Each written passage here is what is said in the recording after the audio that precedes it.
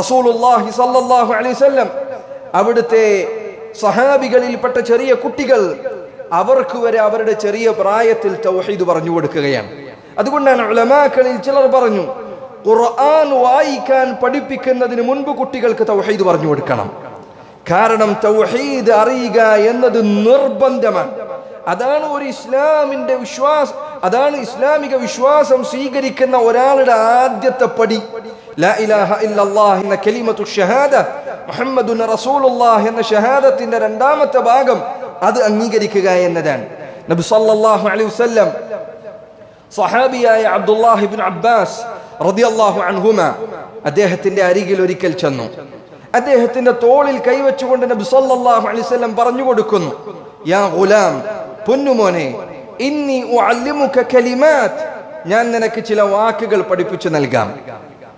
ഒന്നാമത് നബി സല്ലല്ലാഹു അലൈഹി വസല്ലം പറയുന്നു, ഇഹ്ഫദില്ലാഹ യഹ്ഫദ്ക, നീ അല്ലാഹുവിനെ സൂക്ഷിക്കുക എങ്കിൽ അല്ലാഹു നിന്നെ സംരക്ഷിക്കുന്നതാണ്.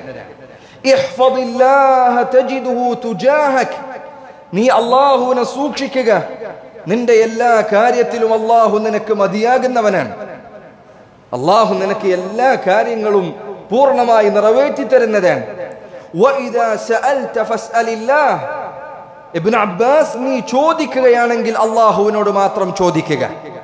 വഇദാ ഇസ്തഅൻത ഫസ്തഇൻ ബില്ലാഹ്, നീ സഹായം തേടുകയാണെങ്കിൽ അല്ലാഹുവിനോട് മാത്രം സഹായം തേടുക.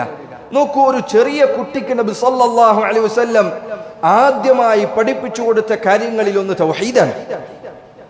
നമ്മുടെ മക്കൾ, സഹോദരങ്ങളെ, അവർക്ക് നമ്മൾ ആദ്യം പകരേണ്ട വിജ്ഞാനങ്ങളിൽ ഒന്നാണ് തൗഹീദ് എന്നത്. ചില ആളുകൾ ഖുർആൻ ഹിഫ്ളുണ്ട്, വലിയ വലിയ അറിവുകൾ നേടിയിട്ടുണ്ട്.